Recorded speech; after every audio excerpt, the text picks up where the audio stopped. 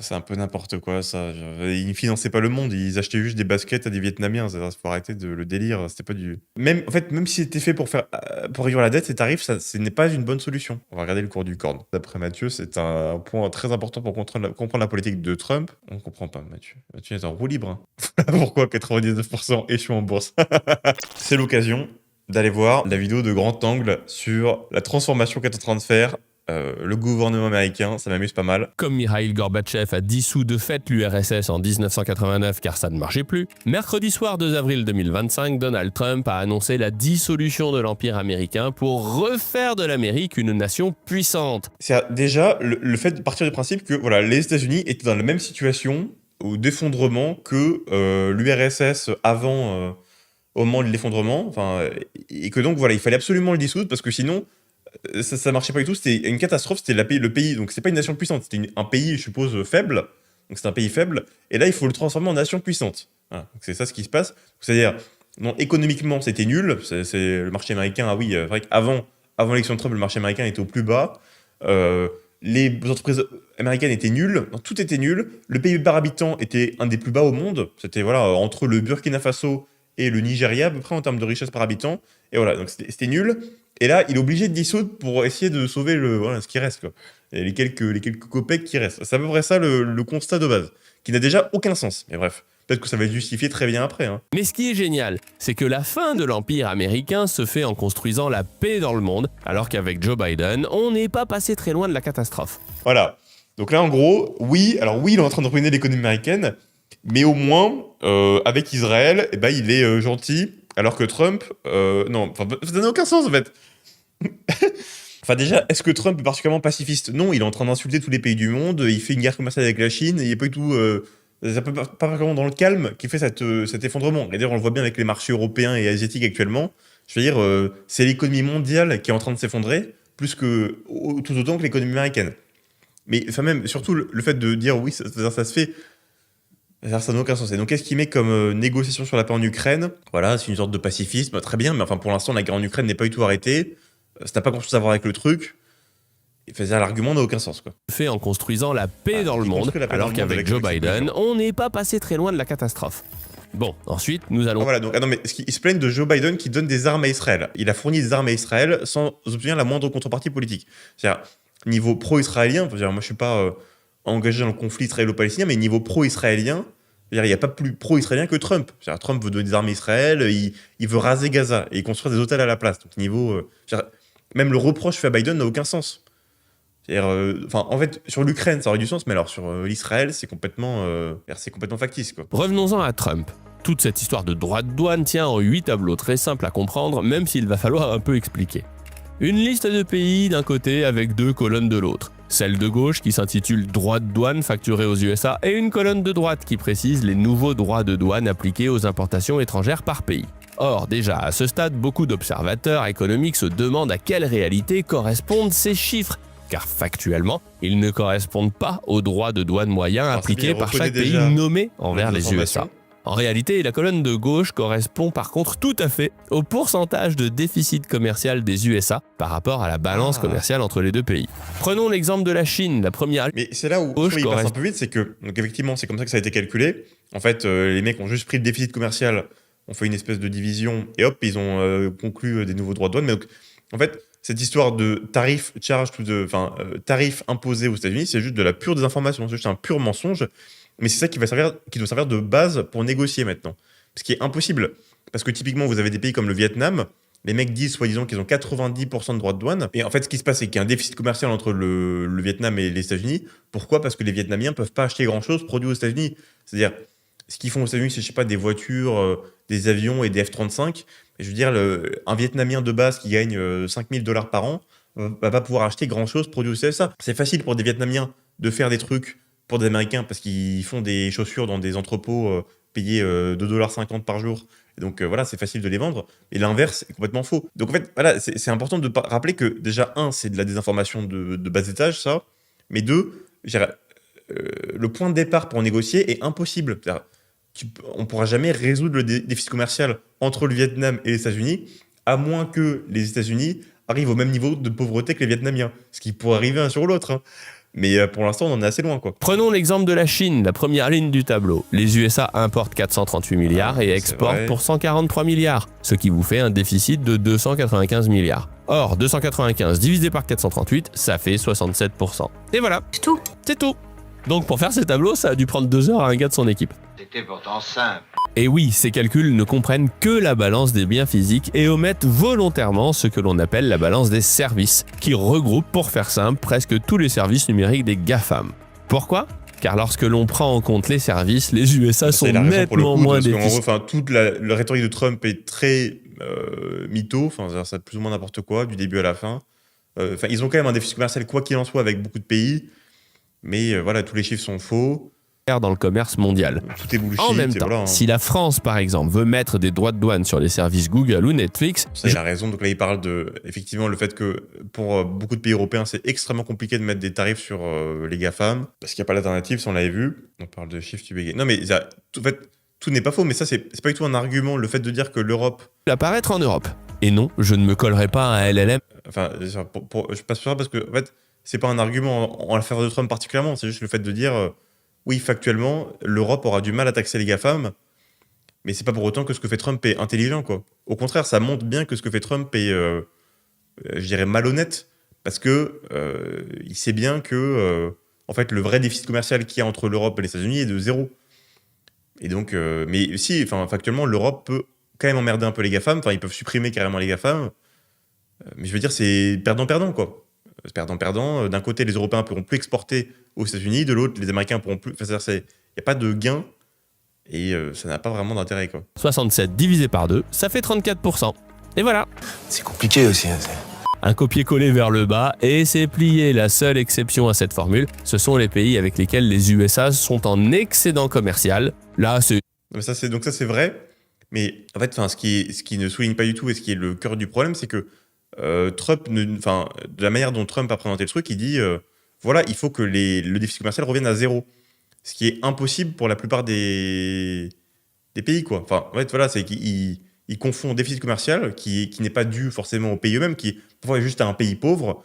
Tu es typiquement Madagascar, parce que Madagascar est un exemple qui avait été mis en avant. Tu es Madagascar, tu ne peux rien acheter fait par les Américains, donc tu es condamné à avoir un déficit commercial, mais c'est comme ça. Et au contraire, un pays comme Singapour ou comme l'Australie, qui sont très riches, peuvent avoir un déficit commercial avec les Américains parce que bonne pour tout le monde, forfaitaire. c'est pas très grave. Tout ça pour dire que ne vous prenez pas trop la tête sur ces tableaux, ils sont là pour communiquer bien plus auprès du peuple américain qu'auprès des autorités de chaque pays. On peut imaginer qu'il va y avoir des négociations bilatérales avec chaque pays derrière. Mais quel est le message de fond alors ? Eh bien que le jour de la libération est arrivé aux USA. Et je ne plaisante pas, hein, il en a même fait 2 bandes annonces. Une première pour expliquer que depuis son arrivée au pouvoir, les USA ont enclenché pour Ça, c'est 5 complètement 000 faux, mais milliards bref. d'investissements dans le pays. Et une deuxième pour expliquer sa stratégie de façon très claire. On fait revenir le business à la maison, donc on met des droits de douane pour stimuler la production sur le territoire et on passe des deals incroyables pour toujours plus d'investissements aux USA. Le message est Voilà, ça c'est intéressant. Bon, dans quelle mesure est-ce que c'est intéressant pour les Américains de ramener les productions qui sont par exemple vietnamiennes ou, je sais pas, sri-lankaises aux États-Unis? C'est-à-dire, à quoi est-ce que ça correspond exactement? Quel est l'intérêt concret de faire ça pour les Américains? Parce que si tu veux ramener une production typiquement d'iPhone, et ça a été calculé 50 fois aux États-Unis, l'iPhone va coûter 2500$. 3000 peut-être même 4000. Le message est très simple car il est à la destination de la population américaine une fois de plus. Alors creusons un peu car tout cela est dans le fond très cohérent. Ah. Le diagnostic de Trump est clair. Les USA sont les dindons de la farce de la mondialisation depuis... Voilà, mais c'est ça le fond de l'histoire en fait. Je voulais arriver à ça. Les Américains sont le dindon de la farce de la mondialisation. Pourquoi? Parce que des Vietnamiens dans des usines perdues et pas éclairées leur fabriquent des Nike à prix réduit et assemblent des iPhones avec amabilité. Et donc, de ce fait, ce sont les dindons de la farce de la mondialisation. Et tous les pays du monde, donc vous par exemple, vous là qui avez votre écran, vous profitez des gentils travailleurs américains qui en fait travaillent pour vous et qui vous enrichissent sans rien faire. Voilà, c'est ce qui se passe. Donc tous les pays du monde, donc Madagascar, le Sri Lanka, les îles avec les pingouins, tout ça, tous les pays du monde à travers le monde profitent des États-Unis, sont les parasites un peu des États-Unis. Et les gentils travailleurs américains, voilà, se bougent comme ça, pour vous fabriquer plein de trucs. Et comme ça, vous récoltez tout l'argent et vous êtes... ouais, c'est ça le constat. Mais c'est un constat qui est profondément faux. Globalement, je ne sais pas comment le dire autrement.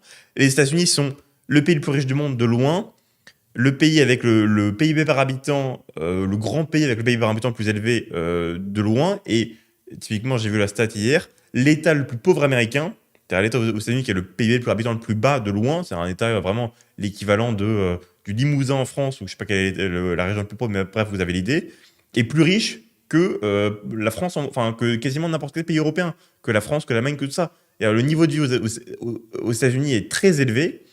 Et il est assez facile de se rendre compte que si on regarde dans le concret ce qu'importent les Américains, c'est l'inverse qui se passe. C'est-à-dire c'est des gens dans différents pays, pas particulièrement en France, mais plutôt dans des pays pauvres, qui vont, donc des mineurs en Afrique, qui vont aller miner des matériaux pour qu'ensuite un mec en Chine aille fabriquer l'iPhone et qu'ensuite il arrive chez l'Américain à un prix ridicule et qu'ensuite Apple et les bureaux californiens d'Apple prennent des marges gigantesques, le vendent à prix très important, que les actions explosent, que les actionnaires d'Apple s'enrichissent comme des malades. Et c'est ça qui se passe. C'est-à-dire, la mondialisation est construite par les Américains pour les Américains. C'est des mecs plus ou moins esclaves qui travaillent en Afrique, en Asie et je ne sais où, qui travaillent pour $2 de l'heure pour avoir des produits qui sont au centime près le moins cher possible pour l'américain, et ensuite des grosses boîtes américaines, style voilà, toutes les boîtes que vous connaissez, les grosses boîtes Nike machin, qui balancent des dividendes à leurs actionnaires très importantes et qui voilà, s'enrichissent grassement sur le dos du reste du monde. Et ce qui permet aux Américains, à l'Américain moyen, d'avoir 3 frigos, 2 SUV, une voiture qui fait 2 tonnes 5, pouvoir acheter 50 000 t-shirts très moches pour habiller son corps difforme. Et voilà, et c'est ça qui se passe. Il faut arrêter le constat de base, et c'est ça le problème. Et c'est ça qui est intéressant, c'est qu'il n'y a aucun chiffre, littéralement dans la vidéo, et de façon en général, il n'y a aucun chiffre dans le discours de Trump pour appuyer le fait que les États-Unis sont les dindons de la farce de la mondialisation, en dehors du fameux déficit commercial qui montre surtout que les Américains reçoivent beaucoup plus du reste du monde que eux ne donnent en fait. C'est ça le fond de l'histoire, c'est qu'ils reçoivent plein de matériaux et eux en envoient beaucoup moins. C'est ça ce que ça veut dire déficit commercial d'une certaine manière. Et pourquoi est-ce qu'ils peuvent faire ça? Parce que ils possèdent le dollar, ils sont très puissants, ils ont une économie qui est très vive, il y a plein de capitaux qui vont vers eux, donc ils peuvent se permettre de consommer beaucoup plus que les autres. Mais le fond de l'histoire, c'est pas que... C'est-à-dire, le constat de base est on ne peut plus faux. Il faut donc arrêter les âneries et recentrer les USA sur leurs propres intérêts. Sur ce coup, les Américains ont très bien compris le message et cela s'est vu dans les résultats du vote à la présidentielle. Et donc les Américains ont très bien compris le message, mais ce n'est pas un argument en fait. Factuellement, si les Américains devaient tout produire eux-mêmes, donc ils produisaient tous les iPhones, tous les trucs, tout ce qu'ils importent, je sais pas ce qu'ils importent, toutes les fringues made in China, tous les jouets, évidemment il y a 80% des jouets qui sont faits en Chine, il y a plein de trucs comme ça qui sont importés, même tous les matériaux qu'ils allaient miner eux-mêmes, tous les matériaux, mais ils auraient un pouvoir d'achat qui serait 2 fois moins élevé. Et d'ailleurs, c'est ce qui va se passer. Le pouvoir d'achat va largement réduire s'ils laissent des tarifs à ce point, à ce niveau, parce que les Américains vivent sur le dos des autres pays. C'est beaucoup plus ça qui se passe que l'inverse. L'économie régit les décisions politiques. Donc on passe par des décisions politiques pour redresser l'économie. Renseigne-toi, STP. Mais en quoi est-ce que ça va redresser l'économie, ça? T'as l'impression que l'économie est redressée depuis le début du truc? Qu'est-ce qui va être redressé? C'est très intéressant. Monsieur Jassan, qu'est-ce qui va être redressé dans l'économie américaine par ces tarifs? Qu'est-ce qui va être redressé? C'est quoi? C'est le nombre de jobs? C'est le PIB par habitant? C'est le pouvoir d'achat? C'est qu'est-ce qui va être redressé? Explique-moi concrètement quel est le gain qui va être tiré de cette politique. Vas-y. Nous sommes sur une fin d'inflation. Mais il y avait déjà la fin d'inflation avant ça fait... les États-Unis sont dans la mondialisation depuis 40 ans. Il y a eu 2 années d'inflation à cause des surdépenses du Covid. Mais ça fait... Sur 15 ans, il y a eu 2 ou 3 années d'inflation, c'est tout. La dette est assez plus haut historique. Oui, et alors, la dette est financée par du papier qui est imprimé dans des... qui est imprimé par... Littéralement, les Américains peuvent imprimer du dollar. Je ne sais pas si vous comprenez le concept. C'est-à-dire, la dette ne leur coûte rien. Ils peuvent imprimer du dollar autant qu'ils veulent. Il n'y a pas de coût à la dette, quoi. Donc, ils poussent les Américains à basculer sur les bons du Trésor. On a déjà parlé de ça. Ça n'a pas de sens. La dette américaine est financée à court terme. Ça n'a aucun intérêt de faire basculer des investisseurs sur l'obligation américaine à court terme. Ça ne sert à rien puisque la dette est financée en bonne partie par des obligations qui se remboursent à une échéance de moins d'1 an. Donc ça ne sert à rien. On a déjà parlé de ça. Le problème, c'est la dette. On a déjà parlé de la dette. La dette américaine est financée par des obligations à court terme, ça n'a aucun intérêt. Et les Américains peuvent imprimer de l'argent. Et puis si tu veux absolument réduire la dette, je veux dire, tu as 50 000 autres manières de faire. Les Américains ont très peu d'impôts. C'est très facile d'augmenter les impôts. Les milliardaires ont énormément d'argent. Les grosses boîtes ont énormément d'argent. Je veux dire, tu peux très facilement augmenter les impôts aux États-Unis. Tu peux très facilement baisser les dépenses, notamment d'armement, notamment de santé, notamment de beaucoup de choses. Et le coût de la dette, les intérêts. Le coût de la dette peut être aussi imprimé. En fait, la dette ne coûte de l'argent que quand tu n'es pas en croissance. Quand tu es en croissance, le fait de pouvoir emprunter sur le long terme, c'est-à-dire, en fait, les gens pensent que tu rembourses une dette. Tu ne rembourses pas une dette, tu la fais rouler. Et ce qui compte, c'est le pourcentage de PIB, la dette par rapport au pourcentage du PIB. Si le PIB augmente vite, ce qui s'est passé depuis 20 ans avec les États-Unis, en fait, tu peux faire baisser la dette sans la rembourser. Sans même réduire tes dépenses particulièrement. Juste, tu mets un déficit à 3-4%, tu grossis à 2 et quelques pourcents, et hop, ça rembourse automatiquement. Parce que l'augmentation du PIB fait que le ratio dette sur PIB diminue. Allez, à quand la vidéo sur Mark Sauty d'ailleurs. Mais en fait, j'ai un peu supprimé cette vidéo. Bon, mais j'ai déjà parlé exactement de ça, Mark Jassan, au début. C'est une fausse nouvelle. Tu n'as pas compris que... Je vais te remettre ça. Hein. Voilà Mark Jassan. Tu vois Mark Jassan? Ça, c'est la manière dont est financée la dette américaine. Tu vois Mark Jassan. Mark Jassan. Ça, c'est la dette américaine. Voilà, tu vois? Regarde, elle est financée par ce qu'on appelle des Treasury Bills qui ont une maturité de 1 an ou moins. Donc évidemment, chaque année, les États-Unis doivent rembourser 30% de leur dette, parce que, au moins 30% de leur dette, parce que 21% de leur dette est financée par des dettes qui ont moins d'1 an de maturité. Donc ils doivent être remboursés dès l'année prochaine et qui sont roulés en permanence chaque année. Donc chaque année, c'est comme ça. Donc c'est pas parce que là, les taux baissent que le déficit américain va se réduire. Et d'ailleurs, même d'après JP Morgan, les gains monétaires qui vont être liés au tarif de Trump sont insignifiants par rapport à la baisse du PIB, et donc le ratio dette sur PIB de la dette américaine va augmenter. Voilà. C'est-à-dire, même si tu penses que ce qu'il fait va baisser la dette, ce n'est pas le cas. Alors, ce n'est pas le cas, ça ne va pas baisser la dette, le ratio dette sur PIB va augmenter. Le dollar est tellement solide que tu peux imprimer de la monnaie très bien, et je veux dire, ça va pas... c'est pas catastrophique, quoi. Le dollar fait ça, les Américains font ça depuis 25 ans, ça n'a pas de conséquences particulières. Oui, il faudrait qu'il réduise son déficit un peu, probablement en augmentant un peu les impôts, ça serait mieux. Mais je veux dire, cette politique-là va pas particulièrement aider aux bousins, quoi. Oui, ça crée de l'inflation. Bah oui, mais en fait, quand t'as beaucoup de dettes, t'es obligé de réduire un peu la dette. Enfin, en fait, l'inflation est très... En fait, si tu mets un espèce de combo de un petit peu d'inflation et un petit peu de croissance, tu peux très facilement te débarrasser de ta dette. Donc, c'est ça qui... Si vous voulez se débarrasser de la dette, c'est qu'il faudrait qu'il fasse un peu d'inflation, beaucoup de croissance, et hop, la dette diminue comme neige au soleil. C'est ça la solution évidente que font tous les pays. C'est pour ça que l'Allemagne l'avait fait en 1920, parce qu'elle avait tellement de dettes à cause du traité à cause de la Première Guerre mondiale, qu'elle avait été obligée de faire ça pour rembourser sa dette un peu à moindre coût. Et voilà, c'est terrible parce qu'à l'époque, il y avait l'hyperinflation, mais c'était dans une situation épouvantable. Mais tu peux faire ça de manière beaucoup plus calme, et ça se passe très bien. Ils font ça d'ailleurs... depuis longtemps. Et si vous vous demandez dans le fond si cette histoire de l'Amérique qui se fait voler par le monde entier est vraie, sachez que les USA étaient effectivement l'un des pays avec les droits de douane les plus bas au monde. Bon, comme vous l'avez compris, c'était pas seulement par gentillesse, mais surtout parce que les USA bénéficiaient de leur statut d'empire hégémonique. C'est la même chose lorsque Trump que les Alliés ne payent pas le coût de leur défense, car ce sont les USA qui déboursent l'essentiel des investissements militaires. Oui, c'est vrai, mais en même temps, cette protection militaire est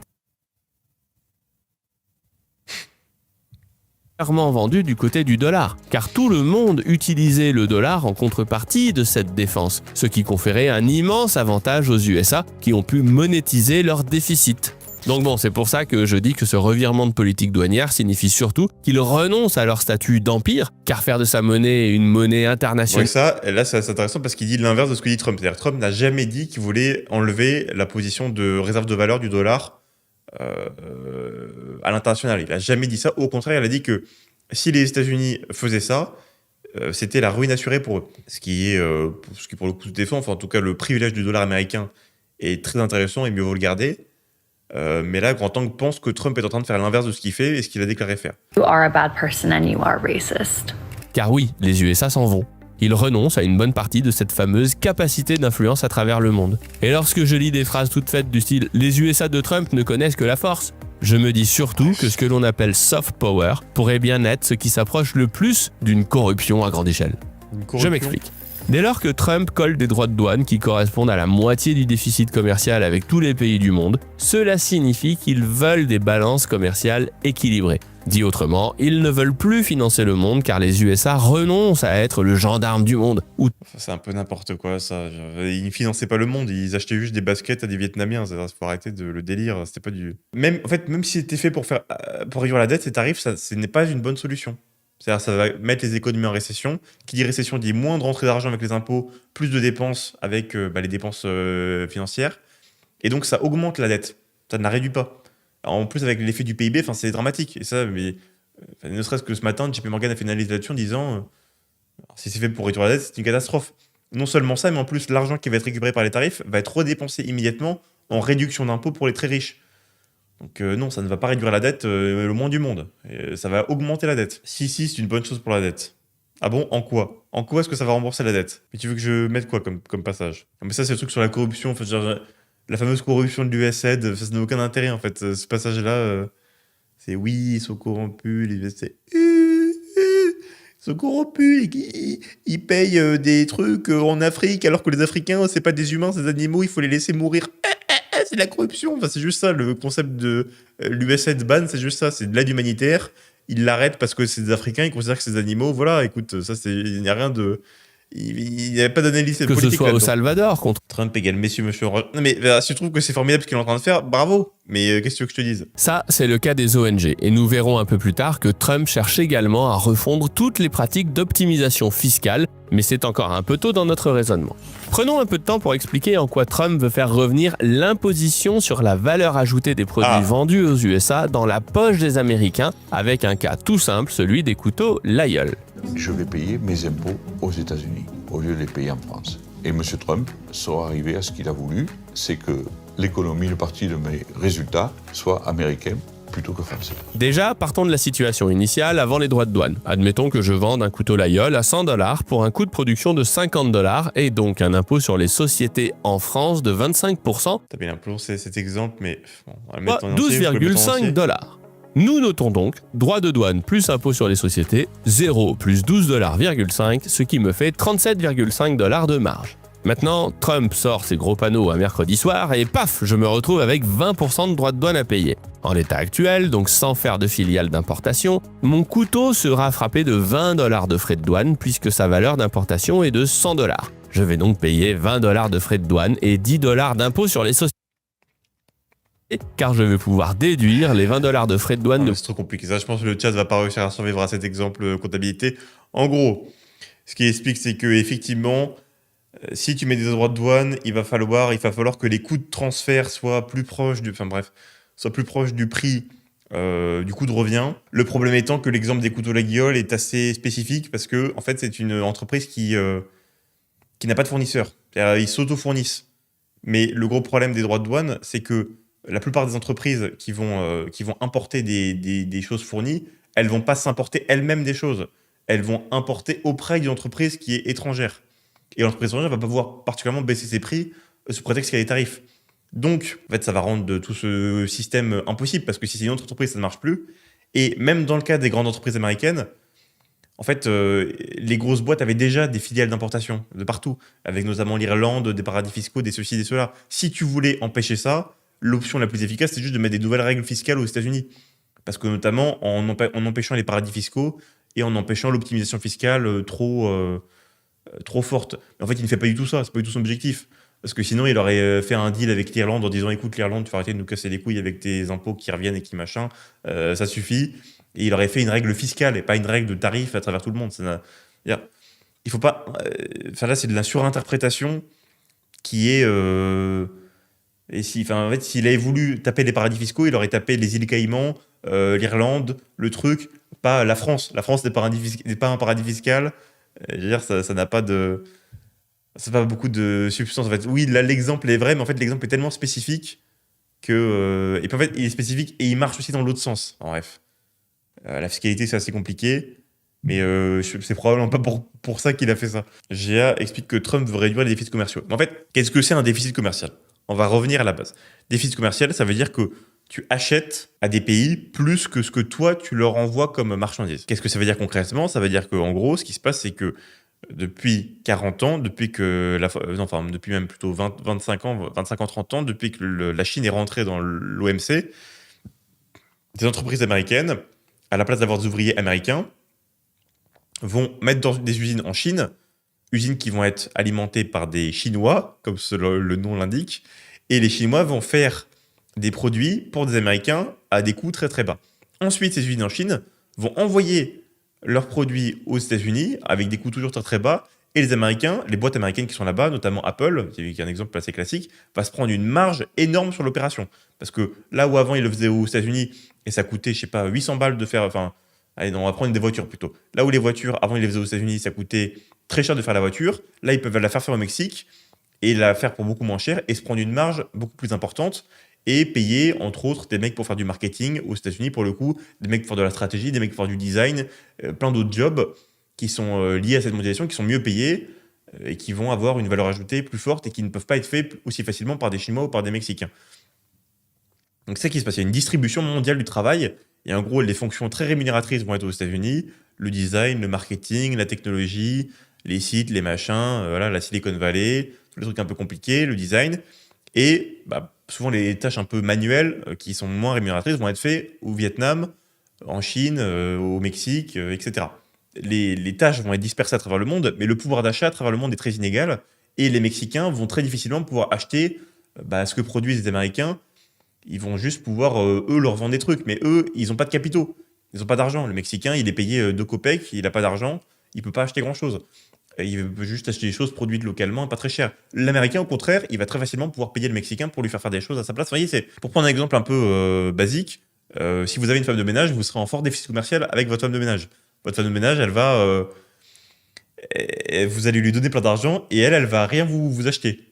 D'autant plus si vous vendez par exemple des produits financiers pour des gens très riches. Voilà, c'est un peu ça qui se passe. Mon père il travaillait dans la finance à l'époque. Il avait une femme de ménage. Mon père vend. La femme de ménage vend des trucs à mon père. Mon père vend des trucs à des milliardaires et le milliardaire, avec sa boîte, vend des trucs à des femmes de ménage à travers le monde. Et c'est comme ça que ça marche. C'est le cycle de la mondialisation. C'est après ça. Bon, le fait est que les Américains qui sont au sommet du cycle de la mondialisation peuvent avoir plein de femmes de ménage, là où le Mexicain va pouvoir moins facilement faire travailler des mecs pour lui. Mais c'est une conséquence de leur richesse et pas tellement un problème, quoi, ce déficit commercial. D'ailleurs, il n'y a pas de consensus économique sur le fait que le déficit commercial soit un problème en soi. C'est plus une conséquence de la puissance économique qu'un problème. Donc le fait de dire oui, on veut absolument réduire le déficit commercial n'a pas de sens particulier. Du coup, tu soutiens l'exploitation de la main-d'œuvre pas chère. Bah non, pas particulièrement. Mais de facto, c'est comme ça. Et quand Trump dit oui, on va devenir très riche en produisant tout nous-mêmes, non, le pouvoir d'achat va forcément baisser. Si tu as plus les Mexicains qui travaillent pour toi, factuellement, ton pouvoir d'achat va baisser. C'est comme si c'est comme si chaque Américain avait un ou deux esclaves au Mexique et au Vietnam qui travaillent pour lui, qui lui fabriquent ces trucs. Je veux dire, c'est pas de l'exploitation. Oui, ils payent pour leur service, mais il va pas s'enrichir en réduisant le déficit commercial, il va s'appauvrir en réduisant le déficit commercial, en termes en tout cas de pouvoir d'achat. Moi, je suis en déficit commercial à la Carrefour. Bah oui, tout le monde, malheureusement. C'est comme si mon père mettait des droits de douane sur la femme de ménage parce que la femme de ménage était une étrangère qui venait d'ailleurs. Bon, c'est comme ça. Non, l'État US est ruiné. Non, l'État US n'est pas ruiné. L'État US va très bien. Le marché financier américain pèse 60 000 milliards de dollars. Ça va, il chill. Il y a 3% de chômage. Enfin, il y avait 3% de chômage. Le marché américain a été énorme. Et les mecs ont la réserve de valeur mondiale, ils ont la monnaie la plus solide du monde, ils avaient un dollar qui était au plus haut de ce qu'il a jamais été. Parce que vous voyez, si les Américains avaient si peur que ça de la dette, et le dollar aurait baissé largement. Or, il était au plus haut. Pourquoi? Parce que la puissance américaine était très forte, en fait. Regarde le cours du corn. Alors, Mathieu qui nous donne un nouvel argument. Je suis sur le cours donc, du maïs depuis septembre 2024. Et qu'est-ce qui se passe sur le maïs? Le cours du popcorn. Alors pourquoi il souhaiterait réduire ce déficit commercial? Parce que, la stratégie de Trump n'a pas de sens particulier en fait. Enfin, il pense juste, mais il y a plein d'Américains qui pensent ça, qu'ils se font exploiter par tout le monde, que c'est que l'Europe les exploite, que la France les exploite, que l'Angleterre les exploite, que tout le monde les exploite, qu'ils sont les victimes du monde et que c'est des pauvres petits choux. Mais c'est pas le cas. Il n'y a pas besoin d'être un grand géographes pour se rendre compte que non, personne n'exploite particulièrement les Américains. Au contraire, s'il y a un pays qui exploite quelqu'un dans le monde, c'est plutôt les Américains. Les institutions... On va regarder le cours du corn. On va regarder le cours du corn. Regardons le cours du corn. D'après Mathieu, c'est un point très important pour comprendre la politique de Trump. Alors voilà, le prix du maïs a baissé. Ok. Ah, c'est bien, mais regarde, par exemple, en septembre, il était beaucoup plus bas. Donc peut-être juste que ça n'a rien à voir, non? Regardez, à l'époque où c'était Obama, je pense que tu dois beaucoup aimer Obama, non? À l'époque où c'était Obama, là, c'était bien plus bas. Donc peut-être qu'il faudrait... Là, en 2015, là, c'était très bas. Même sous Trump 1, quand il mettait pas de droits de douane, c'était fine. Hein. Je sais pas qu'est-ce que t'en penses, Mathieu. Regarde le corn qu'on rigole. C'est bon, je suis sur le corn, là. On rigole maintenant? Allez-y. Le popcorn. C'est bon, je suis sur le corn, là. Tu vois pas le corn, là? Ou il faut regarder le cours du popcorn. Depuis septembre 2024. Depuis septembre 2024. Ouais, depuis septembre 2024, ça a monté de 20% depuis septembre 2024. Allez Mathieu, on est sur le corn là. Qu'est-ce qui se passe sur le corn là? Ton génie est parti? Mais je comprends pas ce que tu veux dire sur le corn, Mathieu. Je ne comprends pas ce que tu veux dire. Oui, le prix du corn a baissé. Mais je veux dire, il baisse depuis 2023, 22. Fais-nous un petit paragraphe pour nous expliquer la vision sur le corn. Et on reprend la vidéo de grand angle en attendant. Gardez en tête que Trump veut baisser l'impôt sur les sociétés à 15% aux USA. Donc dans ce cas-là, l'impact n'est même plus de 5%, mais seulement de 3%. Donc on peut dire qu'on a effacé l'impact des droits de douane. Bref, que vient-il de se passer? La première, c'est qu'avec une structure de coût égale, il deviendra un peu plus cher de produire à l'étranger pour vendre aux États-Unis. Trump tient donc une promesse qu'il avait clairement faite, inciter à ce que la production industrielle revienne aux US. Bon, comme on l'a dit, ça ne sert à rien de ramener la production industrielle aux US à peu de choses près. Il n'y a pas assez de travailleurs, personne ne veut travailler dans les trucs. C'est pas des métiers très épanouissants parce que là, concrètement, la production qui va être ramenée, c'est des métiers qui n'étaient pas payés assez cher pour des Américains, donc ils trouvaient pas de job, donc ils les ont foutus au Vietnam et au Mexique.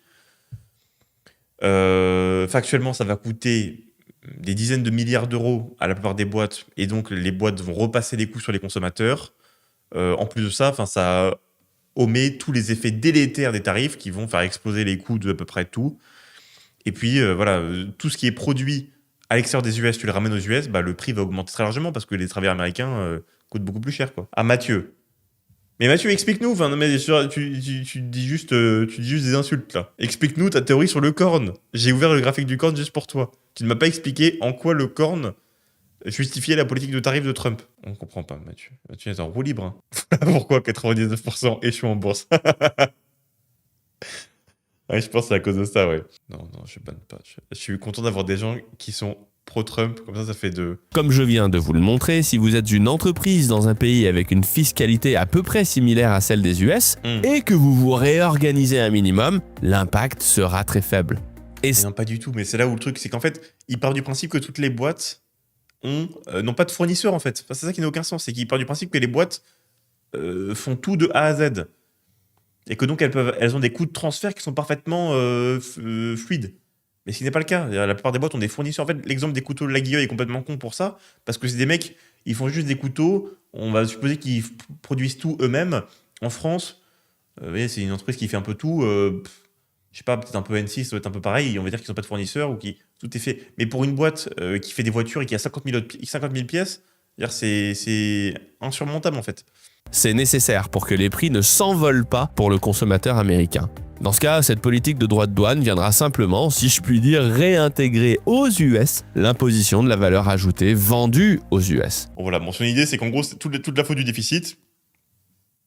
Le truc, c'est que non seulement la politique de Trump, on l'a déjà vu ça avec Mathieu tout à l'heure, non seulement la politique de Trump ne réduit pas particulièrement le déficit, mais en plus, les États-Unis étaient déjà un pays avant et ils marchaient plutôt bien. Mais je me demande toujours, quel est l'exemple de succès du coup de grand angle? C'est quoi un pays si les États-Unis ne sont pas un pays? C'est quoi un pays par exemple? Par exemple, est-ce que la Corée du Nord, qui est pas en déficit et qui a des droits de douane très importants, est un pays? Alors je sais pas, on se demande. Hein. C'est une vraie question. Quel est un pays pour vous? Citez-moi un pays là dans le chat. La Suisse, c'est un pays, ouais, mais la Suisse se prend 31% de droits de douane par les États-Unis là. Mais la Suisse, ils mettent pas de droits de douane, hein. Pas de droits de douane, ils suivent pas la politique de grand angle. Hein. Bon voilà, en gros, c'est pas une si bonne chose que ça, je pense, l'effondrement des US. Alors d'ailleurs, parlons d'effondrement des US, où on en est sur le corn. Non, je plaisante.